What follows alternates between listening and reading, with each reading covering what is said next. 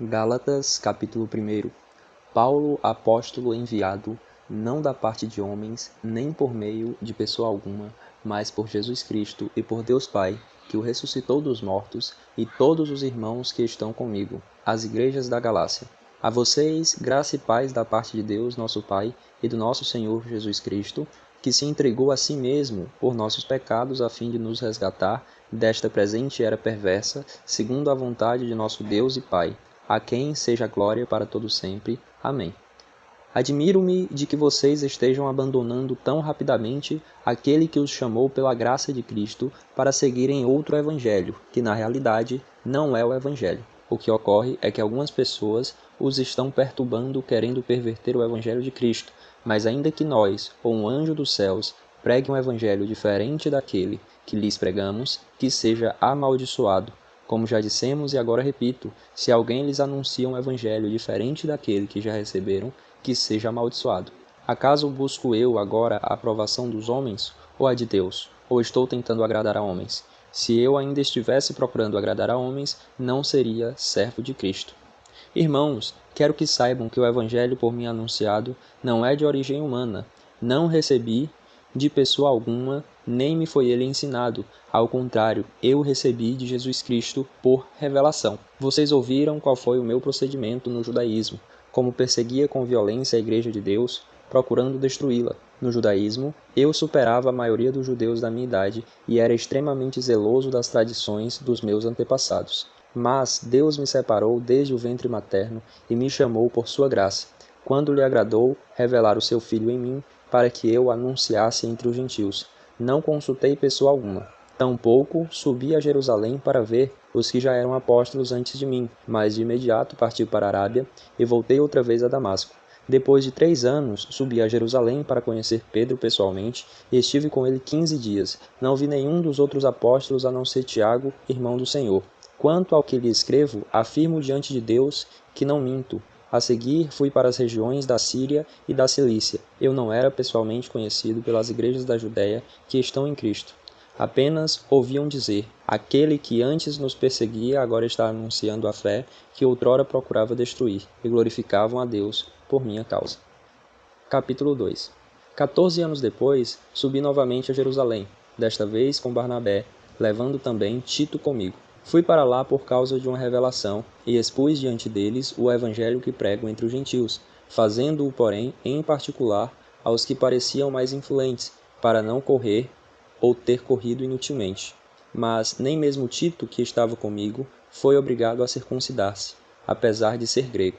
Essa questão foi levantada porque alguns falsos irmãos infiltraram-se em nosso meio para espionar a liberdade que temos em Cristo Jesus e nos reduzir à escravidão. Não nos submetemos a eles, nem por um instante, para que a verdade do Evangelho permanecesse com vocês. Quanto aos que pareciam influentes, o que eram então não faz diferença para mim.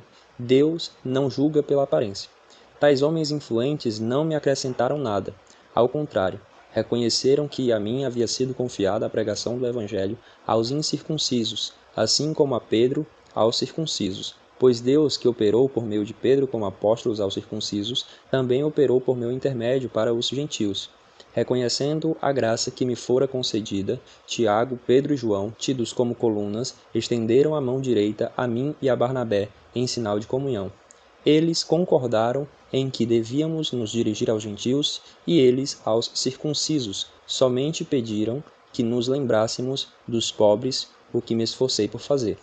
Quando, porém, Pedro veio a Antioquia, enfrentei-o face a face por sua atitude condenável, pois antes de chegarem alguns da parte de Tiago, ele comia com os gentios. Quando, porém, eles chegaram, afastou-se e separou-se dos gentios, temendo os que eram da circuncisão. Os demais judeus também se uniram a ele nessa hipocrisia, de modo que até Barnabé se deixou levar.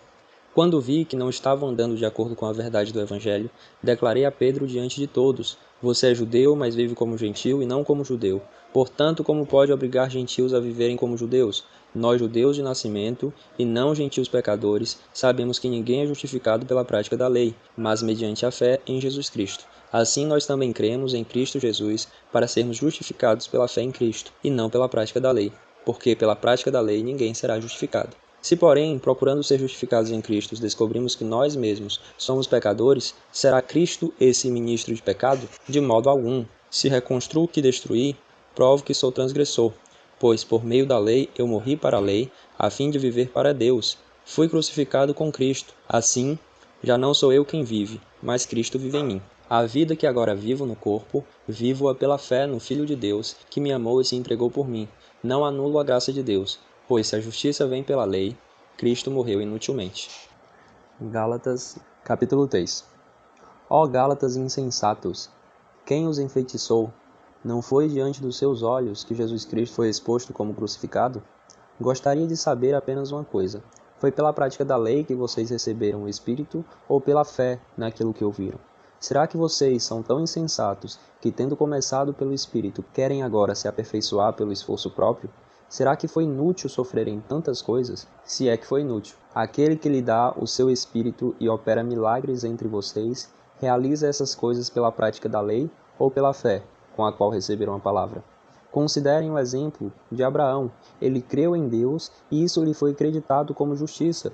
Estejam certos, portanto, de que os que são da fé, estes é que são filhos de Abraão. Prevendo a Escritura que Deus justificaria os gentios pela fé, anunciou primeiro as boas novas a Abraão. Por meio de você, todas as nações serão abençoadas. Assim, os que são da fé são abençoados juntos com Abraão, homem de fé. Já os que se apoiam na prática da lei estão debaixo da maldição, pois está escrito: maldito todo aquele que não persiste em praticar todas as coisas escritas no livro da lei. É evidente que diante de Deus ninguém é justificado pela lei, pois o justo viverá pela fé. A lei não é baseada na fé. Ao contrário, quem pratica essas coisas por elas viverá. Cristo nos redimiu da maldição da lei, quando se tornou maldição em nosso lugar, pois está escrito: maldito todo aquele que for pendurado no madeiro. Isto para que, em Cristo Jesus, a bênção de Abraão chegasse também aos gentios, para que recebêssemos a promessa do Espírito mediante a fé. Irmãos, humanamente falando, ninguém pode anular um testamento depois de ratificado, nem acrescentar-lhe algo. Assim também as promessas foram feitas a Abraão e ao seu descendente. A Escritura não diz: e aos seus descendentes, como se falando de muitos, mas ao seu descendente, dando a entender que se trata de um só, isto é, Cristo. Quero dizer isto: a lei, que veio 430 anos depois, não anula a aliança previamente estabelecida por Deus, de modo que venha a invalidar a promessa. Pois, se a herança depende da lei, já não depende da promessa. Deus, porém, concedeu-a gratuitamente a Abraão, mediante promessa. Qual era então o propósito da lei? Foi acrescentada por causa das transgressões, até que viesse o descendente, a quem se referia a promessa, e foi promulgada por meio de anjos, pela mão de um mediador. Contudo, o mediador representa mais de um, Deus, porém, é um. Então, a lei opõe-se às promessas de Deus? De maneira nenhuma, pois se tivesse sido dada uma lei que pudesse conceder vida, certamente a justiça viria da lei. Mas a Escritura encerrou tudo debaixo do pecado, a fim de que a promessa, que é pela fé em Jesus Cristo, fosse dada aos que creem. Antes que viesse essa fé, estávamos sob a custódia da lei, nela encerrados até que a fé que haveria de vir fosse revelada. Assim, a lei foi nosso tutor até Cristo, para que fôssemos justificados pela fé. Agora, porém, tendo chegado à fé, já não estamos mais sob o controle do tutor. Todos vocês são filhos de Deus mediante a fé em Cristo Jesus, pois os que em Cristo foram batizados, de Cristo se revestiram. Não há judeu nem grego, escravo nem livre, homem nem mulher, pois todos são um em Cristo Jesus. E se vocês são de Cristo, são descendência de Abraão e herdeiros segundo a promessa. Gálatas, capítulo 4. Digo, porém, que, enquanto o herdeiro é menor de idade, em nada difere de um escravo, embora seja dono de tudo. No entanto, ele está sujeito a guardiãs e administradores, até o tempo determinado por seu pai. Assim também nós, quando éramos menores, estávamos escravizados aos princípios elementares do mundo. Mas quando chegou a plenitude do tempo, Deus enviou seu Filho, nascido de mulher, nascido debaixo da lei, a fim de redimir os que estavam sob a lei, para que recebêssemos a adoção de filhos. E, porque vocês são filhos, Deus enviou o Espírito de seu Filho ao coração de vocês, e ele clama: Abba, Pai. Assim, você já não é mais escravo, mas filho, e por ser filho, Deus também o tornou herdeiro. Antes, quando vocês não conheciam a Deus, eram escravos daquele que, por natureza, não são deuses. Mas agora, conhecendo a Deus, ou melhor, sendo por ele conhecidos, como é que estão voltando àqueles mesmos princípios elementares, fracos e sem poder, querem ser escravizados por eles outra vez? Vocês estão observando dias especiais, meses, ocasiões específicas e anos. Temo que os meus esforços por vocês tenham sido inúteis. Eu lhes suplico, irmãos, que se tornem como eu, pois eu me tornei como vocês. Em nada vocês me ofenderam. Como sabem, foi por causa de uma doença que lhes preguei o Evangelho pela primeira vez.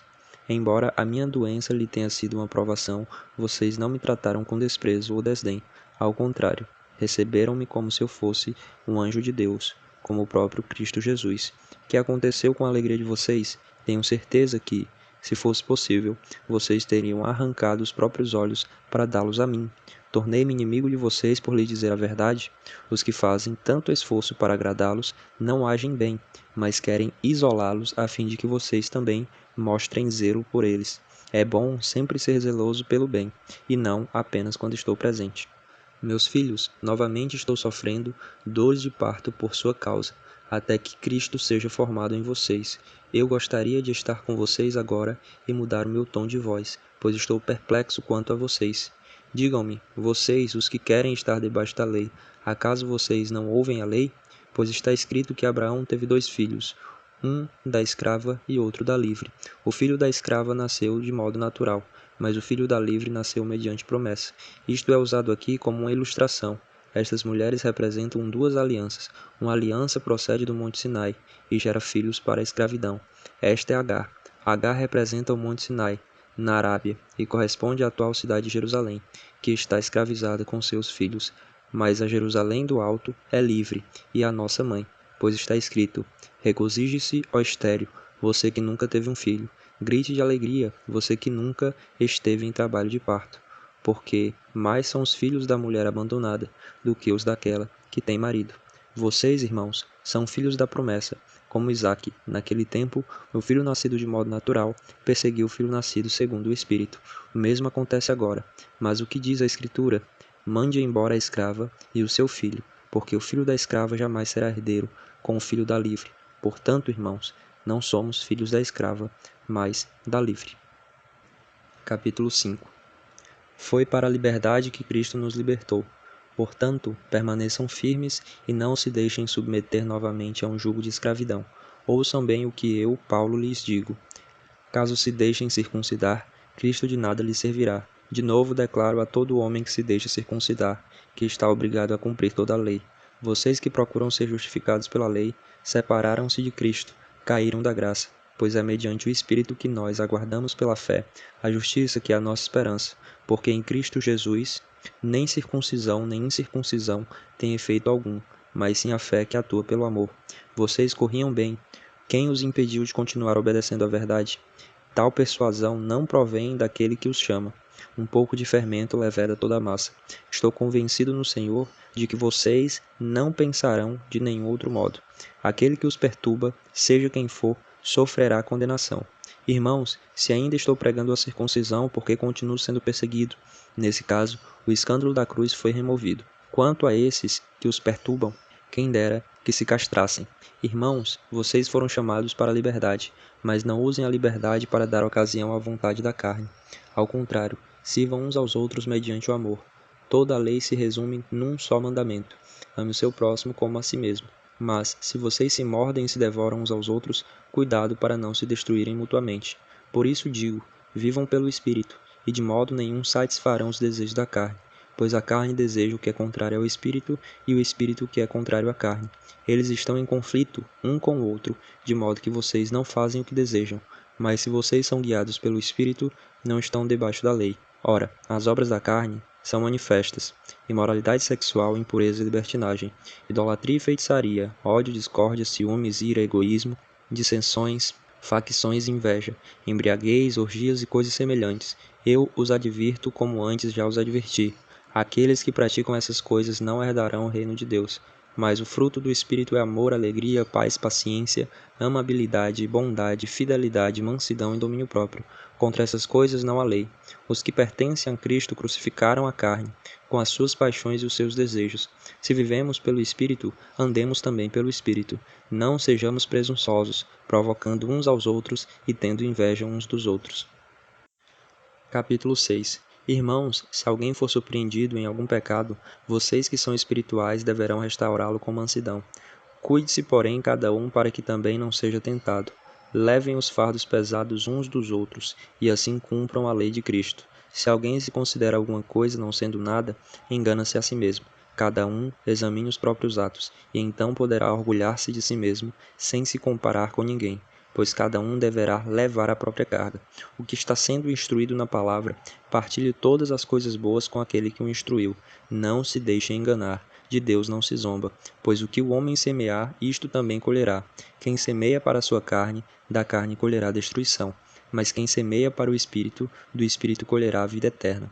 E não nos cansemos de fazer o bem, pois no tempo próprio colheremos, se não desanimarmos. Portanto, enquanto temos oportunidade, façamos o bem a todos, especialmente aos da família da fé.